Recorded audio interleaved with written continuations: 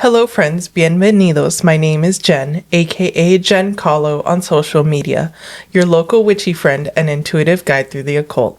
As always, my lovely husband and co-host is David, aka Premier Pulls on social media. Hi everyone, on today's episode, Jen explains Pamela Colman Smith. Welcome to the show, grab a chair, make yourself at home. Jen's got stories to share, you'll never feel alone. All right, let's get into the OG, the cards, right? Yes, so... this was a good episode because that is one commonality that you and I have is cards. You do tarot, but I collect Pokemon cards. As a matter of fact, my Instagram handle is Premier Pulls because I used to do Pokemon openings. So that's how I got my Instagram handle. And I haven't changed it, but it might be time, I think. What would you change it to? Genesis' husband? Jen Explains co-host? Jen Explains co-host. That's funny. We've been talking about this lately where my social media is three things. It's like fight videos, Pokemon, and then all like the witchy girlies. It's such a interesting mix and a grab bag of all these interesting things. But basically your post or my post, and it's curated an interesting algorithm. Yeah, so if you're getting some weird videos on your For You page, it might be because of the people that you follow. Yeah, that's probably what it is. Yeah. So, or follow me, I guess. Yeah. So... But we have an interesting spotlight today. We are in the middle of summer and we can feel it. It's definitely starting to warm up here in the Central Valley. If you've never experienced a Central Valley summer, hold tight because you're gonna be sweating. I remember our first summer here in the Central Valley, and luckily we have a pretty new home, so the AC is working fine.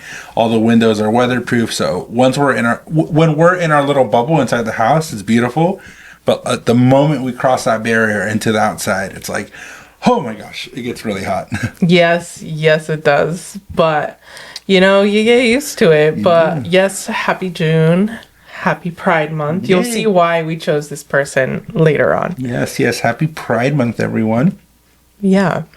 So, who is Pamela Colman Smith? She is the illustrator of the Rider Waite Smith Tarot deck, which is... That's like the OG, right? When you see usually a tarot deck, that's the one people go to. Yes, so that is the most popular tarot deck, I would claim.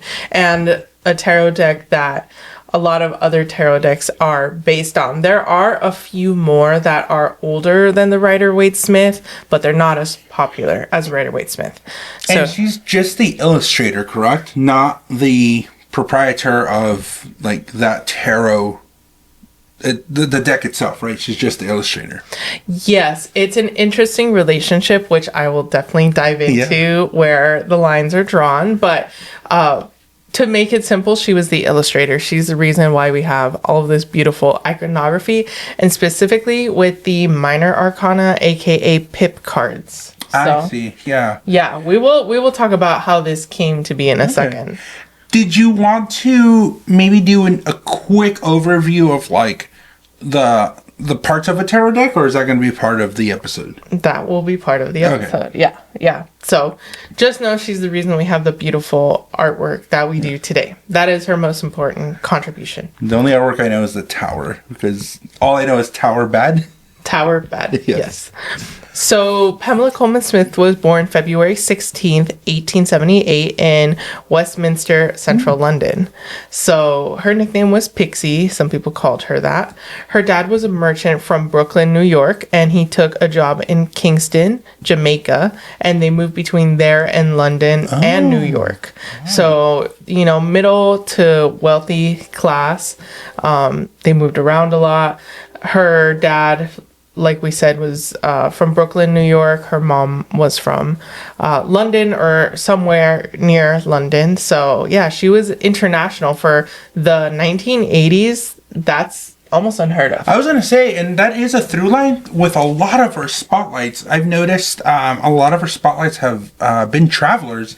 We did Alfred Hitchcock. We did...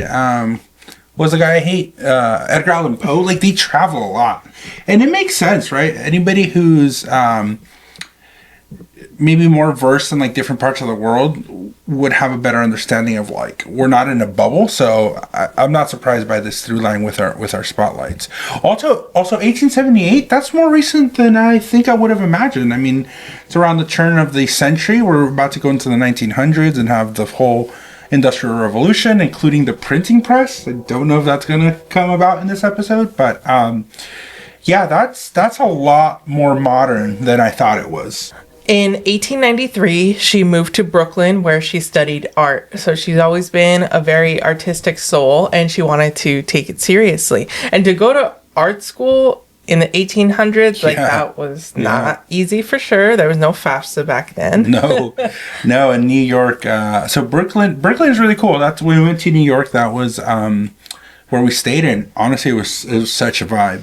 Yeah. It's very hipster coded, but I love it. Yeah, we love it. As a millennial, I do love some hipster shit. Which is kind of cool that like that's where she's from, that like area. By the time this episode airs, it'll be over. I have no idea where we're gonna end, but currently the New York Knickerbockers are in the NBA Finals versus the San Antonio Spurs. As of today's recording, New York is up 2-0 in its first to 4 wins. New York is gonna blow up. I mean, whatever happens, whether they win or lose, I think like New York is gonna go crazy. Yes. But if New York wins, this is gonna be, speaking of New York, it's gonna go off. The Knicks haven't won a championship, I think, since I want to say the 70s, but they for sure haven't been in the finals since like late 1990s. So last time they were in the finals, it was literally the last millennium. So it's a big deal right now for New York. Wow. Yeah, we got to give some New York love right now. Yeah. That's amazing. Mm-hmm. And my LA hat, they were originally the Brooklyn Dodgers, which is from Brooklyn. So a lot of New York energy. Yeah. Wow. Maybe we need to go back. Honestly, I would love to go back. But yeah. So she studied art in Brooklyn, great place. Unfortunately, in 1896, her mom died because, she just had some complications. And then she was also having health issues. So she dropped out without earning her degree in 1897, unfortunately, because there was just so much going on. Yeah. She became an illustrator and did a few projects. That's kind of how she kept herself afloat. Just because she didn't have the degree, she still had her talents. But then unfortunately, her dad also passed away in 1899. So at the young age of 21, she was an orphan. Meaning, she just no longer had support, of her parents because they were deceased. But then in 1901, she established a studio in London and had a weekly open house for artists, authors, actors, and others involved with the arts. So she really was good at creating community and just figuring out like how to survive, how to stay creative. Yeah. It's crazy because it sounds like just an artistic collective. Like it's very Brooklyn, but this was almost 100 years ago, or over 100 years ago. Mm-hmm. So that's cool that she was a trendsetter in that. Yeah, and she went back to London at this point. Okay. So, yeah, this was no longer in Brooklyn. This was in London. Yeah. Yeah. And she did a lot. She did like illustration for other people. She did studio set design. Like she did a lot of creative stuff. And she published 2 books about Jamaican folklore. One was Anansi Stories in 1899 and Chim Chim Folk Stories from Jamaica in 1905. So she was creative in all of the ways. Yeah. And speaking of printing press, at this point, printing press was widely available. Like at this point, it's not a new invention. So to print things was, I don't want to say easy. It still cost money. It was more accessible. It was more accessible. Yeah. Yeah. We're coming full circle because I don't know how much we print. I mean, I guess we do. In the grand scheme of things, we do print a lot. But since we're digitizing a lot of our written language, maybe we're completing a cycle of like we went from printing to now we don't have to print anymore. Oh, I didn't even think about that. Yeah. That's crazy. Yeah. Now it's like, let me not print. Exactly. So we're talking about a moment where we had this industrial boom of like, we have the printing presses, which is information for the masses. We still have information for the masses, but just in another medium, which would dictate that if like we're coming to a point where we're ending printing, in less than 200 years, we've gone from a complete knowledge revolution of like this instrument of passing along written word through paper and press to like not having that, which is crazy to think about, right? So I'm just looking at it really quickly. The printing press was invented in 1440. So, yeah, but it wasn't industrialized until like late 1800, early 1900s, I believe, right? from everything that I'm skimming super duper quickly, it seems like, yeah, it was invented in the 1400s, and then in the 1500s is when it really spread. Mm-hmm. So, yeah, but it's still. I could be wrong, but it's still a situation where, like, yes, we have the invention. Obviously, it's rudimentary. I'm sure it doesn't have the capacity for the masses. Reading is a privilege, and even till this day, like, literacy rates around the world aren't as high as I think most people would think. So I imagine we have the first printing press. They start getting popular with like the elite, and then like slowly gets introduced to the masses. I'm seeing what you're saying, because OG printing presses, like, you had to like pull a lever, and you're probably talking about the cylindric or the cylinder. Yeah. Mm-hmm. Yeah. That one was invented in the late 1800s. So you're right. Those are the ones like kind of powered by steam, and they just like in the movies, how you see them like print. Yes. That's what you're talking about. So yeah, that is like a semi-new invention. It was in the early 1800s, and now we're in the late 1800s, early 1900s. And like I said, we're coming full circle. I mean, how many doctors' offices are like, we're going to digitize, like we're not doing paper anymore. It's just an interesting call out. Yeah, that is very interesting. So yeah, she was printing her book, Queen, love that. She was also a very fierce advocate. She was a part of the suffragette movement in Britain, which is the women's right to vote movement. And she also donated her services for poster designs and toys to the Red Cross during World War I. Oh, okay. So, she made like, I don't want to call them propaganda for lack of a better word, just like, but it could be propaganda. Yeah, posters that they needed to have out in the masses to either like recruit or cheer people up or whatever message they were trying to evoke. Like, and then, Rosie the Riveter, like, as iconic as that image is, it was propaganda. Or the keep calm and carry on, that it has the crown, like, that's propaganda, right? We can appreciate it now maybe for its artistic value, but it's still propaganda. Yeah. A lot of people, this is spicy. I don't know if I should say it. Should I say it? You can, and I can edit it. Okay. Yeah, a lot of people say that like the Marvel DC movies are propaganda so that people can enlist in the military. I don't think that's a hot take. I think if you watch The Boys, that's like really satirical, plus also hits home, which is another superhero show. I don't think it's propaganda, but it's satirical. Yeah. Anyway, enough about that rabbit hole. She published her own magazine, The Green Sheaf, in 1903, but it only survived a year. And oh my God, I can't even imagine how you would monetize it other than like per magazine. But did you have advertisers back then? Like, I don't know. That seems so difficult. Yeah.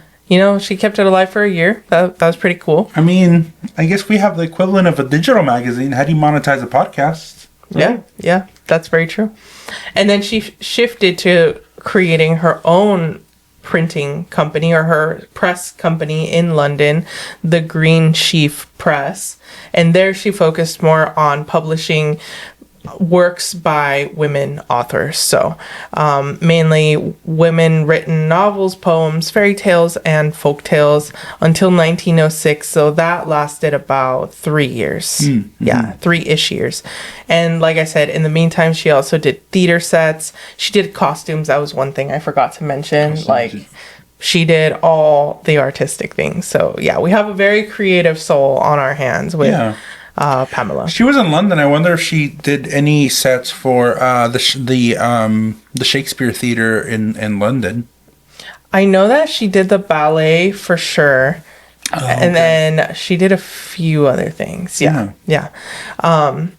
But how does this lead to working at the tarot? So, I want to see how that progression went. Yeah. So she was with this group of creatives free thinkers. Usually you're more likely to find occulty people in creative spaces. She was introduced to the occult group, the Hermetic Order of the Golden Dawn. Have you heard of them? I have not. They're actually pretty, I mean, maybe Underground popular? Yeah, like I've heard of them. They actually established like a lot of interesting things that people practice to this day. Yeah. But she was introduced to the Hermetic Order of the Golden Dawn in 1901, and that's where she met Arthur Edward Waite. So this is Rider where Waite Smith. she's Smith. Yeah. So we have Waite. We'll talk about Rider in a second. Okay. So Waite was a British poet and scholarly mystic, and he was part of the Hermetic Order of the Golden Dawn, and he was like, "Hey, you should come join because you're cool." So what is the Hermetic Order of the Golden Dawn? What do they do? It's a secret group, sort of like the Freemasons, Okay. where there's a lot of like ritual involved, and they practice a lot Mysticism, of different. and there's a lot of things covered in secret rituals. Yeah. Yeah, basically all of that jazz. So they got to know each other. He was influenced by the Tarot of Marseilles, if I'm pronouncing that correctly. It's like that is one of the more OG decks, like the French and Italian playing card decks were to play a game called like the French tarot or the Italian tarot, and they have rules where this card trumps that card and you need so much of this and that, but then people started using it for divination purposes. So he was inspired by those decks, and he was like, I want to create a deck that incorporates elements from the Hermetic Order of the Golden Dawn and and those French decks as well. And for you to imagine, because you're familiar with this deck, like La Baraja Española, the Spanish deck. Yes. That's exactly what it is, or not exactly, but it's very similar, where you do have swords, cups, coins, but you just have, like, for example, the Two of Cups is literally just two cups, and that's it. And so the Tarot of Marseilles, which is the French one, they do have, like, the Hanged Man, the Fool, all of the things are the major arcana, but then the minor arcana were just like the cups and the swords. Coins, and swords. That's it. They didn't have any of the deep illustration that the Rider Waite Smith Tarot has. So that's what made them different. Got it. So he had this idea, but he was not an artist. When he went to seek to make this deck, was it to be a playable deck or was it a mysticism deck? A mystic deck. It was not to play cards. It was for the purposes of divination. Oh, I see. So it was a was specific tool for that. Yes. Because he was a mystic. So he was like, I want to take this, but make a deck specifically for divination, not for playing games. I mean, technically you could play tarot games with the tarot if you wanted to, but he was like, I want this specifically as a divination tool. I want to keep the major arcana, which I'll talk about the difference between major and minor in a second, pretty much the same. But with the minor arcana, you can have free reign. But again, he was like, I have these ideas, but I'm not an illustrator, so let me give you guidelines and you draw, and I trust you. I need to go back and rewatch the episode. That was what I think our second Kythera day that we did once we had the Kythera Club. We watched the King of the Hill episode where Bobby buys a tarot deck in a garage sale and he becomes like a wizard. Such a good episode. It's a great episode. Like, you need to watch that.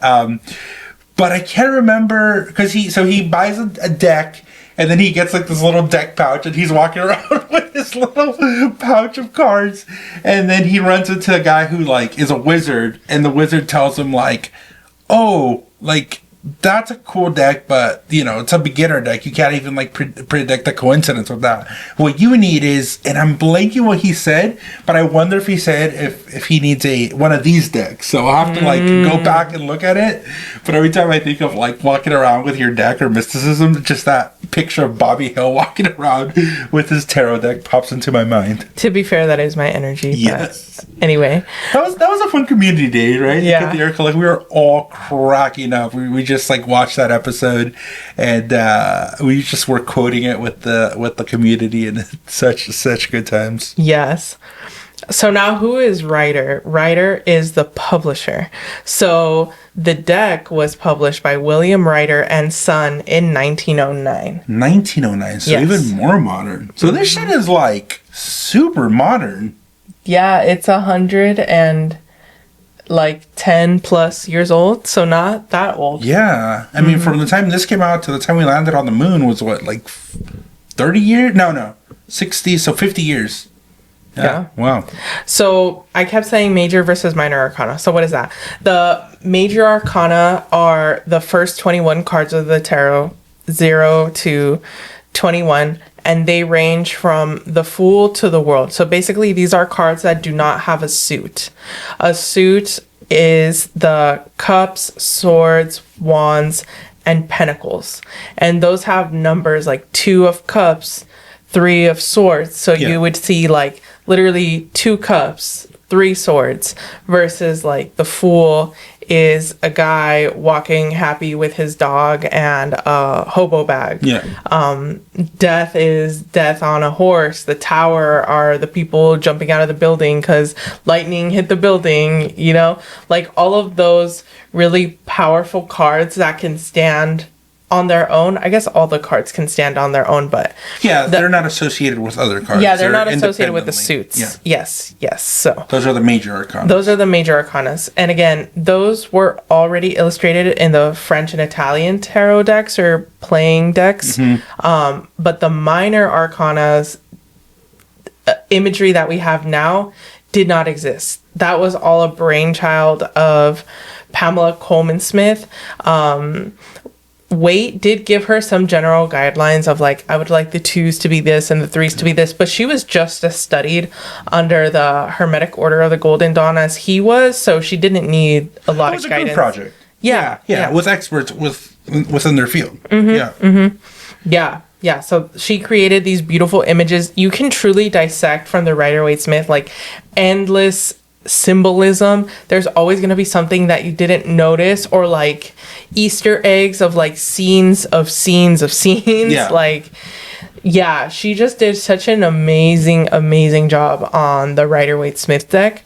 But this is where a lot of artists get fucked up because they don't know how to advocate for themselves, or they don't read their contract. That's like the through line that we're seeing on these spotlight episodes is like why, even though they're so creative, that doesn't translate to material success. They paid her a flat fee, just like a one-time project fee. Yes. It wasn't a royalties based thing. So it was just like, I'm going to give you however much money and you're going to draw these 76, 78, I'm blanking on the exact number right now, images.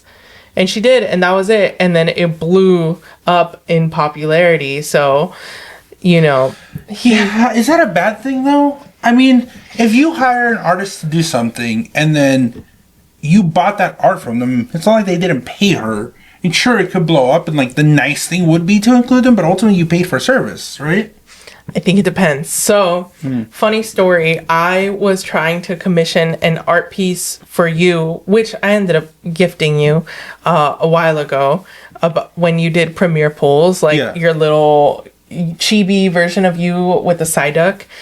The first artist that I went to, they said, I want a royalty fee because he's a content creator. Because what if he grows in popularity and sells like 1 million shirts? Yeah. Like, I want a cut of that. Like, you're selling shirts with my art on it. Which is funny because that had trademark art of the Psyduck. So then it's a weird, what word am I thinking? Hypocritical, right? Yeah. Because you're making money off the Pokemon company who trademarks their product, but then you're wanting to charge somebody if they get popular for your own personal IP, but it's not your IP.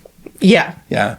But I respected the hustle. I respected the forethought. I was like, I've never thought about it that way. You're right. And this was all pre-COVID. Well, that's weird because I think, if you want to commission art, now you have to like say it's either a one-time fee or there's royalties to using your art. And artists have 2 different prices. Yeah.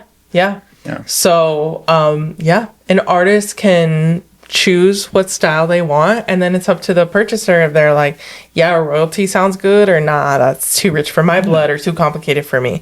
And I was like, it's not that deep. Like, I hope my husband blows up as a content creator, but like, Yeah. I don't imagine we'll get rich off of these shirts or this design. Like I literally just wanted for his thumbnail, and then we figured it out. And speaking of making money, we're going to take an ad break. Today's episode is brought to you by us, Kythera Collective. If you've been vibing with the energy of the show, then you're going to love the Kythera Club over on Patreon. It's a space that I built for the cosmic, the curious, and the slightly chaotic. You know who you are. With 3 delicious tiers to choose from, we start with the chocolate level at $4 a month, which gains you access to weekly horoscopes and the exclusive Unhinged podcast, where I say things that don't make it to this main feed. It's sweet, it's spicy, and it's just for you. Next, we have the cafe level at $7 a month. This is where things really start to get cooking. You'll receive access to exclusive workshops, monthly virtual hangouts, and a private Discord community where you can chat directly with me and receive exclusive behind the scenes updates. It's magical, cozy, and a little unhinged in the best way. Finally, we have the tequila level. This is the VIP lounge. At $25 a month, you'll receive everything from the previous tiers, plus a personal 15-minute one-on-one session with myself or David each month, and discounts if you want to extend the session. It's a whole vibe and a powerful way to receive personalized guidance. So if you've been laughing along with us, crying or rage screaming in agreement, come hang out with us at the Kythera Club. Head over to patreon.com/JenCollo and choose your tier. If you want to sponsor an episode and advertise with us, go to our website, www.jencollo.com. All right, now back to the show. Welcome back. So that's a tragic story of how towards the end of her life, she died pretty broke. However, Yeah, you say it's tragic, but I'm sorry, I'm going to stand my ground on this. I don't think it's tragic. Like, they paid her, and it's up to you to, like, look at that contract. No? 100%. Yeah. Yes.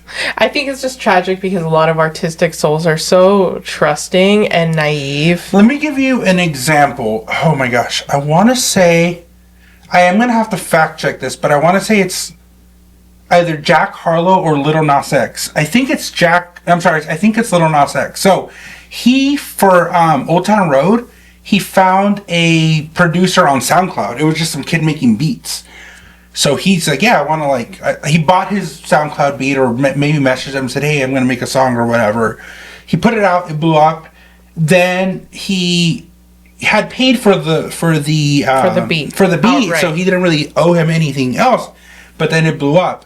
But Little Nas X was like, no, we're gonna ride this together. So he paid him the royalties, and then he became his exclusive producer, and they essentially rode success together. So I think that's maybe kind of what you're envisioning would be the best case scenario. Yeah. Yeah.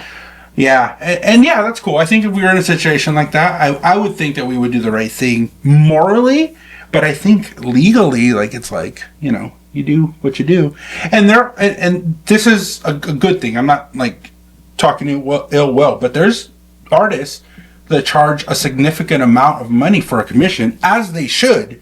I think a lot of people underprice themselves, and if there's an artist and you want something and it's this amount of money, it's your responsibility to be I'm going to pay it or not pay it. But I totally get what you're saying. I think artists sometimes undervalue their craft. Mm-hmm. I had somebody recently who they have a service, and I was like, hey, how much is it?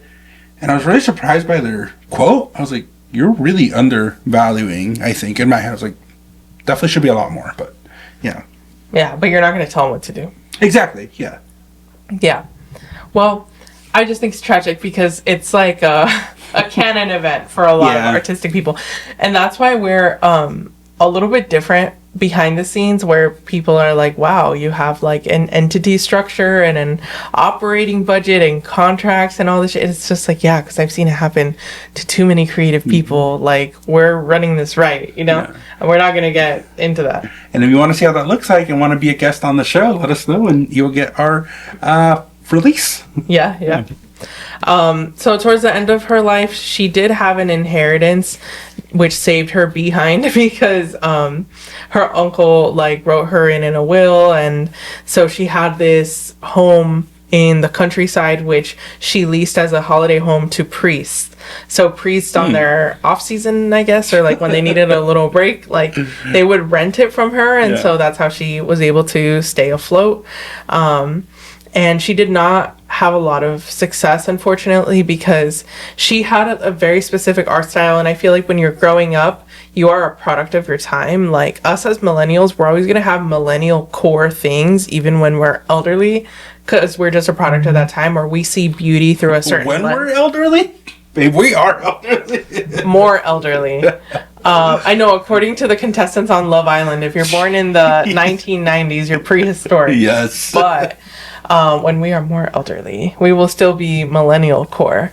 So because she is a product of her time, like we all are, artistic tastes shifted, and then not a lot of folks wanted to continue to hire her because her art was her art style. Yeah. And people, unfortunately, kind of outgrew it. But she kept trying. She fought till the end. And I wonder where those originals are.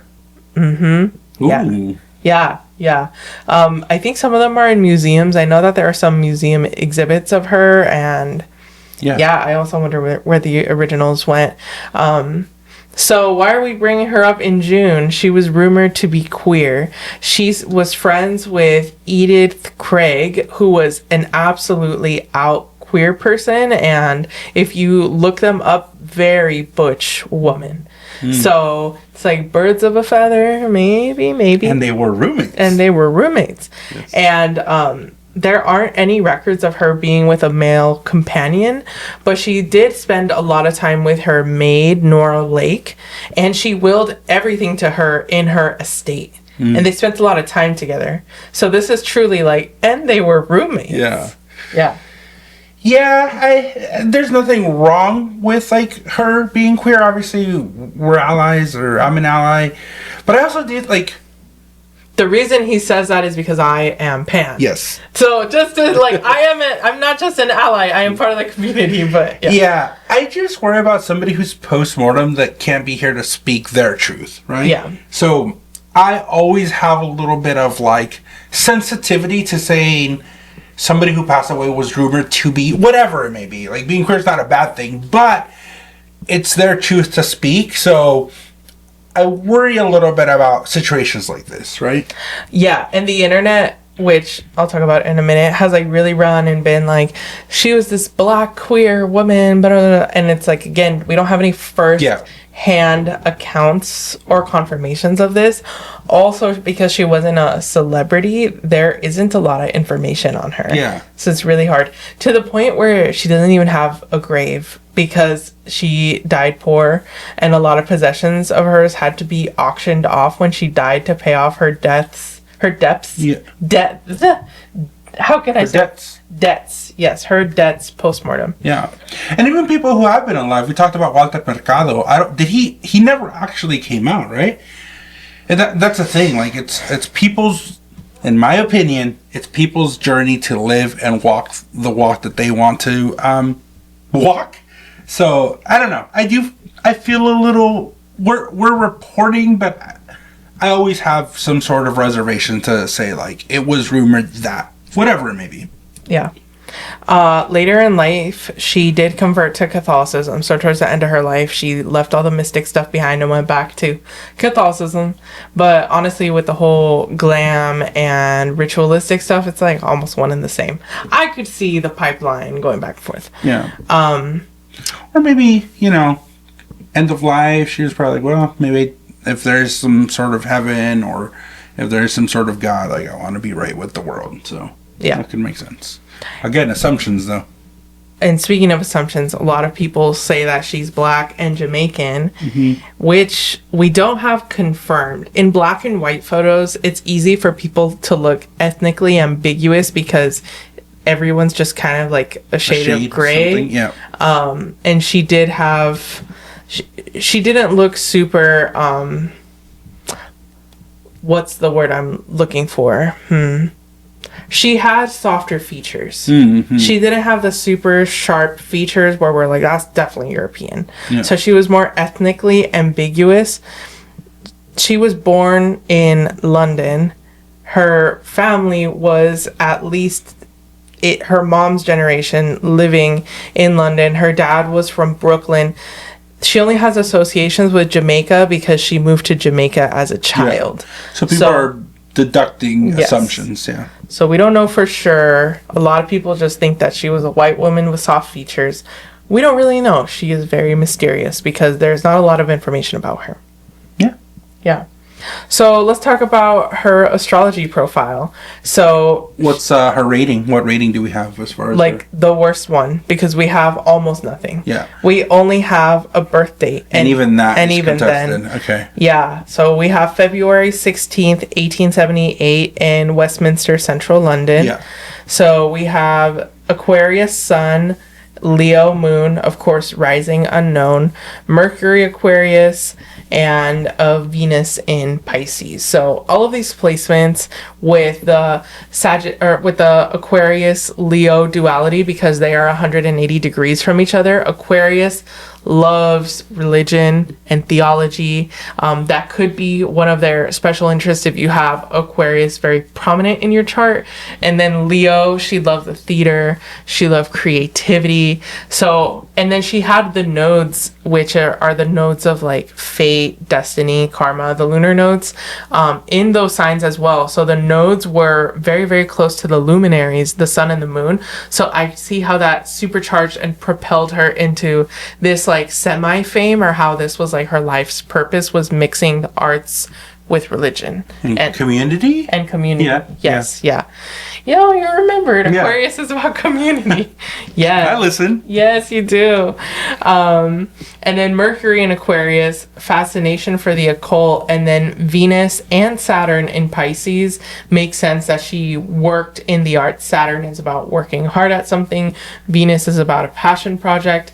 But sometimes with that Venus in Pisces, you can bend and be like, no, it's okay, and be very passive and not fully advocate for yourself. And Saturn in Pisces, I have Saturn in Pisces, so sometimes having trouble like staying organized, keeping a schedule, just kind of going with it. Yeah. Okay, I will organize, yes, going with it, yes, but you're very schedule based, so I would give yourself credit there. Yeah. Yeah. If anything, you're like very, very scheduled based, or calendar. Like I always get these pop-ups like, Genesis has invited you to go see the movies. I'm like, babe, we're gonna go see a movie. Like, chill out. But it's not something I was born with. Let's say I've had to learn that it has to go on the calendar or it isn't happening. But the organization, I will say. There's something that happened recently where I was like, hey, you should grab XYZ. I think we're actually gonna record. We were going to record an episode where I think your Venus dress would have been very appropriate to wear.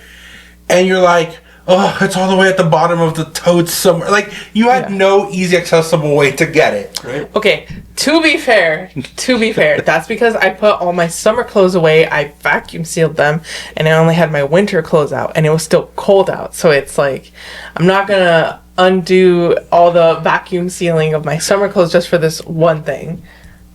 I'm not gonna I have everything accessible to me, is all I'm saying. Men have like a third of the clothes. Anyways, yeah. So that's her. Super fascinating astrology cocktail. Super fascinating human. Yeah. And yeah. Yeah, credit where credit is due. I mean, kind of the same thing happened to Picasso. I think he died in poverty. He died not knowing how recognized he was. And, unfortunately, that happens, and sometimes post-mortem is when you blow up. So, at least we're giving her some credit and some highlight. Edgar Allan Poe as well. Yeah, fuck Edgar Allan Poe. Anyways, great spotlight. I think that's really good. Good knowledge, especially with something so intimate that you use all the time is your tarot deck. So it's always good. Like we advocate this a lot in this podcast. Like, know your sources, know the things you say, know the things that you kind of put out in the world. Where they come from, and make as much conscious choice as you can. It's hard. I mean, there's just so much information overload. Sometimes it's hard to like be on top of everything, but it's always good to know your history if you can. Yeah, absolutely.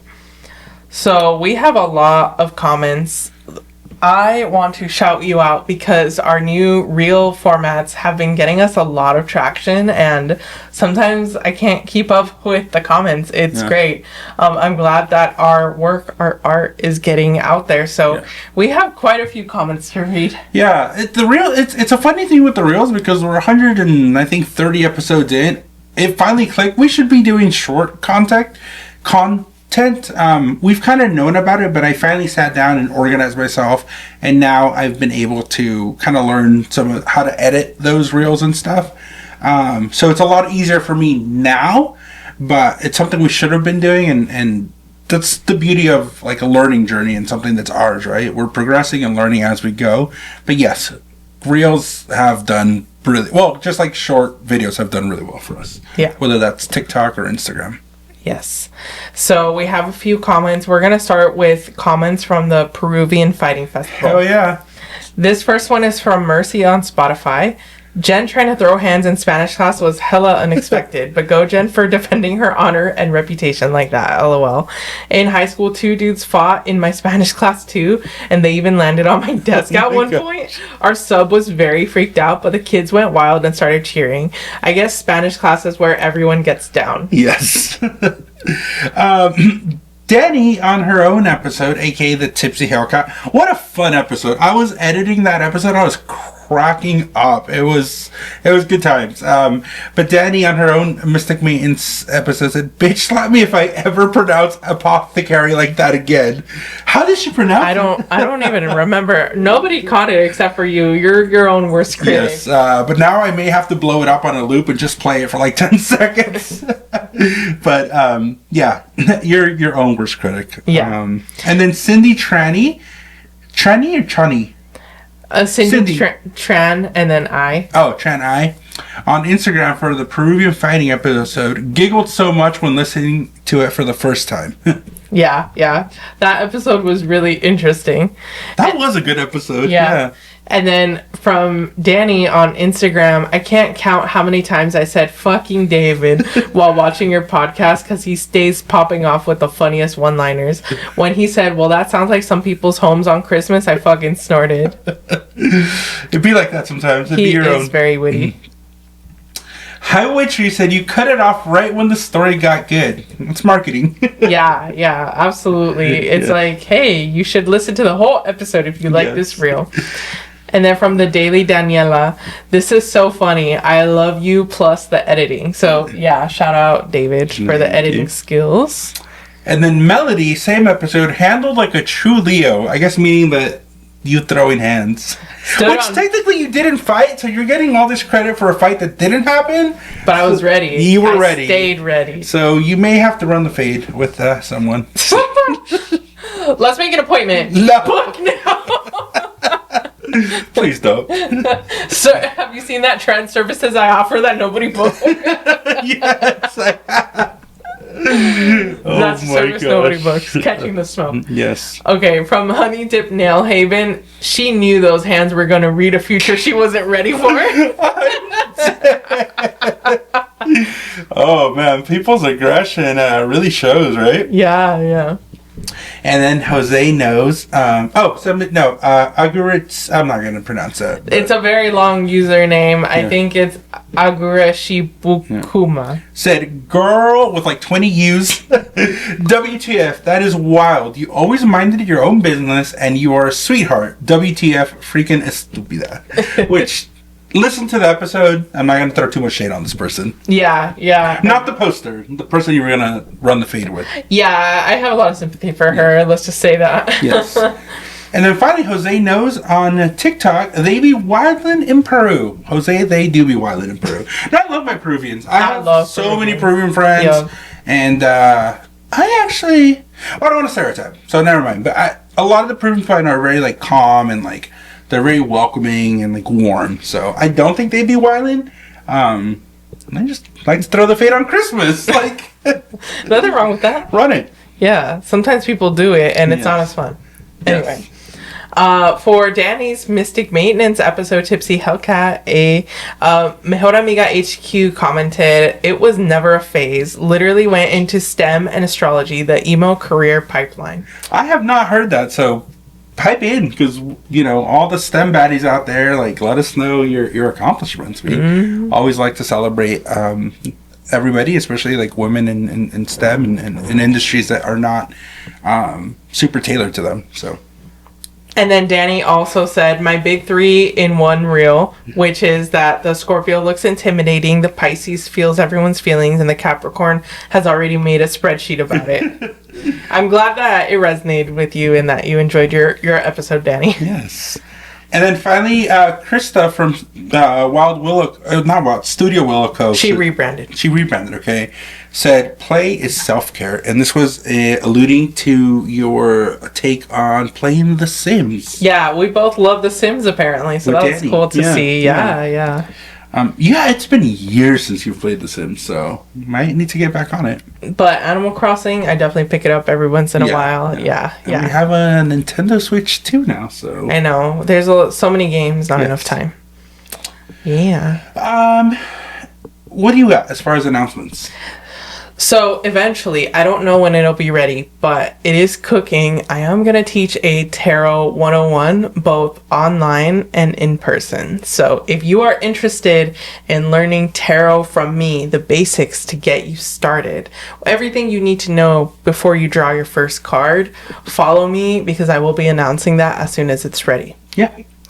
And if people want to get a hold of you to book a reading or catch a fade, how can they do that? Instagram, TikTok, YouTube, Blue Sky, @Giancarlo. Oh, I should also include Threads. Yes. And Facebook, Kythera Collective LLC, and giancarlo.com. And if you like this show, rate it, give us 5 stars, and let us know if you knew about Pamela Colman Smith before. Yeah. What an excellent episode, and happy Pride, everyone. Yes. Remember, the magic within you makes the world a more beautiful place. Blessed be, and signing off. Bye.